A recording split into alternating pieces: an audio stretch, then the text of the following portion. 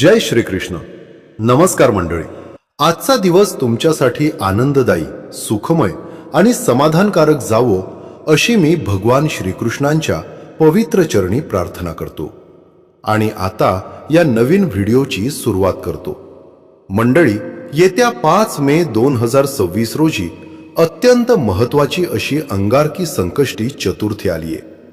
आपल्याला माहीतच आहे की प्रत्येक महिन्यात 2 चतुर्थी तिथी येतात. एक कृष्ण पक्षात येते आणि दुसरी शुक्ल पक्षात येते. शुक्ल पक्षातील चतुर्थीला विनायक चतुर्थी असे म्हटले जाते, तर कृष्ण पक्षात येणाऱ्या चतुर्थीला संकष्टी चतुर्थी म्हणून ओळखले जाते. आणि जेव्हा ही संकष्टी चतुर्थी मंगळवारी येते तेव्हा अंगारक योग निर्माण होतो आणि त्या दिवशीला अंगारकी चतुर्थी असे संबोधले जाते. अंगारकी चतुर्थी ही वर्षातील सर्वात मोठी आणि विशेष चतुर्थी मानली जाते. या दिवशी जर व्रत केले तर वर्षभरात येणाऱ्या सर्व संकष्टी चतुर्थीचे शुभफळ प्राप्त होते. म्हणजेच एकूण 21 संकष्टींचे पुण्यफळ या एका दिवसात मिळते. म्हणूनच या दिवशी अनेक भक्त व्रत पाळून भगवान श्री गणेशाची पूजा करतात. अंगारकी चतुर्थीचा योग अत्यंत दुर्मिळ असतो. हा योग वर्षातून फक्त 2 किंवा 3 वेळाच येतो. त्यामुळे या दिवसाला खूप विशेष महत्त्व दिले जाते. या दिवशी भगवान श्री गणेश आपल्या भक्तांना आशीर्वाद देण्यासाठी पृथ्वीवर येतात अशी श्रद्धा आहे. त्यामुळे गणेश तत्व हे नेहमीपेक्षा 1000 पटीनं अधिक सक्रिय असते. या दिवशी वातावरणात गणेश लहरी आणि सकारात्मक ऊर्जा मोठ्या प्रमाणात जागृत होते. त्यामुळे या दिवशी केलेल्या उपायांचे फळ अनेक पटींनी वाढून मिळते. परंतु जसा हा दिवस अत्यंत शुभ आहे तसाच तो संवेदनशीलही आहे. कारण या दिवशी जर काही चुका आपल्या हातून झाल्या तर त्याचे वाईट परिणामही भोगावे लागू शकतात. अनेक वेळा आपल्याला काही नियम माहीत नसतात आणि नकळत काही चुका होतात. आपण जाणून बुजून त्या करत नाही, पण त्या घडल्यामुळे आपण केलेली पूजा, सेवा किंवा व्रत याचे फळ आपल्याला मिळत नाही. मग आपण विचार करतो की आपण इतकी पूजा करूनही काही फायदा का होत नाही, उलट त्रासच का वाढतो. म्हणूनच आजच्या या व्हिडिओमध्ये मी तुम्हाला अत्यंत महत्त्वाची माहिती सांगणार आहे. या अंगारकी चतुर्थीच्या दिवशी काय करावे आणि काय करू नये. तसेच जरी तुम्ही उपवास केला नाही तरी चालेल, पण घरामध्ये अशा 2 भाज्या अजिबात बनवू नयेत, नाहीतर संकटे वाढू शकतात आणि घरात दरिद्रता येऊ शकते. याचबरोबर या दिवशी काही अशा वस्तू आहेत ज्या चुकूनही कोणालाही देऊ नयेत. तसेच आपण गणपती बाप्पांना नैवेद्य अर्पण करताना काही गोष्टींची विशेष काळजी घेणं आवश्यक आहे. कोणत्या सेवा केल्यानं बाप्पा प्रसन्न होतात आणि आपल्याला शुभ आशीर्वाद देतात याची संपूर्ण माहिती मी या व्हिडिओमध्ये तुमच्यासोबत शेअर करणार आहे. म्हणून हा व्हिडिओ शेवटपर्यंत नक्की पहा. चॅनलवर नवीन असाल तर सबस्क्राईब करा आणि बेल आयकॉन दाबा, जेणेकरून पुढील व्हिडिओची नोटिफिकेशन तुम्हाला सर्वप्रथम मिळेल आणि तुम्ही एकही व्हिडिओ मिस करणार नाही. तसेच लाईक बटन दाबा आणि कमेंट बॉक्समध्ये गणपती बाप्पा मोरया नक्की लिहा. मंडळी, ही मराठी नवीन वर्षातील पहिलीच अंगारकी चतुर्थी आहे. त्यामुळे तिचे महत्त्व अधिक वाढते. या दिवशी व्रत केल्यास वर्षभरातील सर्व संकष्टींचे फळ मिळते. म्हणून प्रत्येकानं शक्यतो व्रत करावे. या अंगारकी चतुर्थीचा प्रारंभ 5 मे रोजी पहाटे 5:24 होईल आणि समाप्ती 6 मे रोजी सकाळी 7:51 होईल. त्यामुळे 5 मे रोजी पूर्ण दिवस मंगळवार आणि चतुर्थी तिथी एकत्र आल्यामुळे हाच दिवस अंगारकी चतुर्थी म्हणून साजरा केला जाईल आणि व्रतही याच दिवशी केले जाईल. या दिवशी सकाळी लवकर उठावे, शक्य असल्यास ब्रह्म मुहूर्तावर उठावे, स्नान करावे आणि अंघोळीच्या पाण्यात थोडे गंगाजल किंवा चिमूटभर हळद टाकावी. त्यानंतर सूर्य देवाला अर्घ्य द्यावे. यानंतर आपल्या देवघरातील पूजा पूर्ण करावी आणि भगवान गणपतीची विधिवत पूजा करावी. जर मूर्ती असेल तर अभिषेक करावा आणि फोटो असेल तर स्वच्छ पुसून घ्यावा. तुपाचा दिवा लावणं अत्यंत शुभ असते. शक्य नसल्यास तेलाचा दिवा लावला तरी चालतो, पण शक्य असल्यास तूप आणि तेल दोन्ही दिवे गणपती समोर लावावेत. यानंतर गणपती बाप्पांना जास्वंदाची फुले आणि दुर्वा अर्पण करावीत. हळद, कुंकू, अक्षता वाहाव्यात. अष्टगंध लावावा आणि धूप, दीप, अगरबत्तीनं वातावरण प्रसन्न करावे. ओम गणगणपतेय नमः या महामंत्राचा 108 वेळा जप करावा. तसेच या अंगारकी चतुर्थीच्या व्रताचा संकल्पही करू शकता.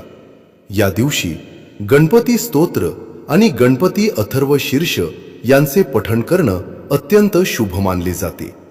यामुळे गणपती बाप्पांची कृपा आपल्यावर होते.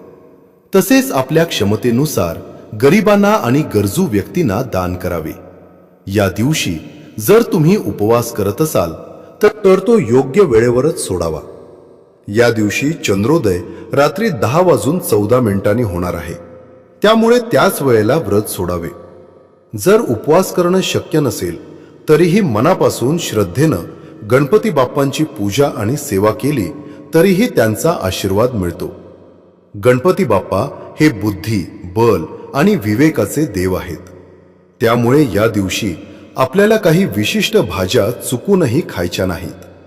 सगळ्यात महत्त्वाची गोष्ट म्हणजे या दिवशी आपण मांसाहार चुकूनही करू नये आणि त्याला स्पर्शही करू नये. जर ही चूक तुमच्याकडून जाणून किंवा नकळत झाली तर गणपती बाप्पा तुमच्यावर नाराज होऊ शकतात आणि त्यांची कृपा कमी होऊ शकते. त्याचे जे काही दोष असतात ते देखील तुम्हाला भोगावे लागू शकतात आणि त्याचे परिणाम दीर्घकाळ जाणवू शकतात. म्हणून अशा छोट्या छोट्या वाटणाऱ्या गोष्टींकडे दुर्लक्ष करू नका आणि त्या चुकूनही करू नका. आता जरी तुम्ही या दिवशी उपवास करत असाल तरी संध्याकाळी उपवास सोडताना काही पदार्थ टाळणं खूप गरजेचे आहे. कांदा, लसूण, मुळा, गाजर, बीट आणि फणस या गोष्टी खाणं टाळावे. अनेक जण उपवासात फणस खातात, पण फणस हे फळ कोणत्याही उपवासात खाल्ले जात नाही. त्यामुळे त्याचे सेवन या दिवशी अजिबात करू नये.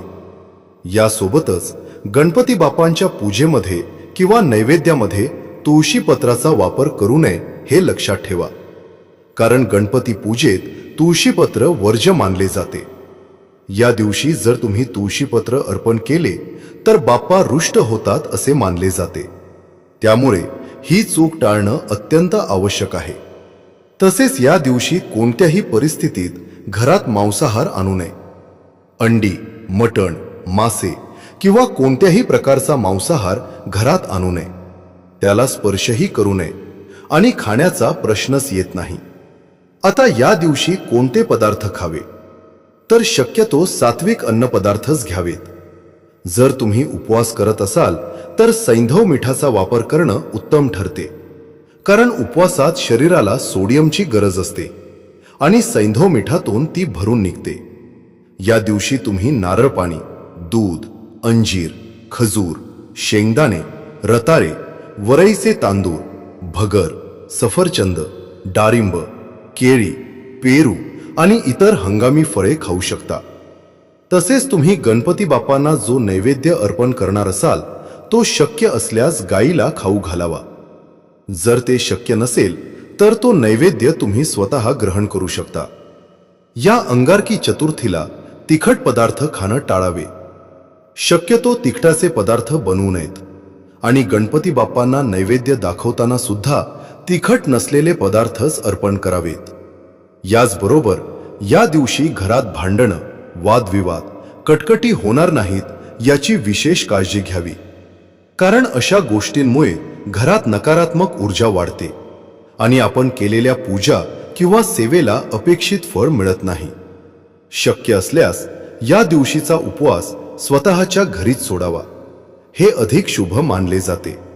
आणखी एक महत्त्वाची गोष्ट म्हणजे या दिवशी जर कोणी तुमच्या दारात काही मागण्यासाठी आले तर त्याला रिकाम्या हातानं परत पाठवू नका. अन्नदान करा किंवा किमान 1 ग्लास पाणी तरी द्या, पण त्या व्यक्तीला निराश करून पाठवू नका. तसेच या दिवशी काही वस्तू अशा आहेत ज्या कोणालाही देऊ नयेत. त्यामध्ये सर्वात महत्त्वाची वस्तू म्हणजे मीठ. मीठ हे लक्ष्मीचे प्रतीक मानले जाते, त्यामुळे ते कोणालाही देऊ नये. दुसरी वस्तू म्हणजे धने.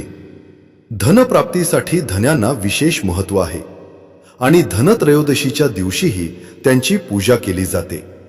त्यामुळे या दिवशी धने देणं टाळावे. तिसरी आणि चौथी वस्तू म्हणजे वेलची आणि लवंग. या वस्तूही माता लक्ष्मीला प्रिय मानल्या जातात, त्यामुळे त्या कोणालाही देऊ नयेत. या चारही वस्तू दिल्यास लक्ष्मी घरातून निघून जाते आणि घरात आर्थिक अडचणी निर्माण होऊ शकतात. तसेच या दिवशी काही भाज्या खाणं टाळावे. विशेषतः वांगी आणि कोबी या भाज्या चुकूनही खाऊ नयेत आणि घरात बनवूही नयेत, कारण शुभ तिथींमध्ये या भाज्यांचे सेवन करणं टाळावे असे सांगितले जाते. तर मंडळी, ही होती अत्यंत महत्त्वाची माहिती जी मला तुमच्यापर्यंत पोहोचवायची होती. जर तुम्हाला हा व्हिडिओ आवडला असेल तर लाईक करा, सबस्क्राईब करा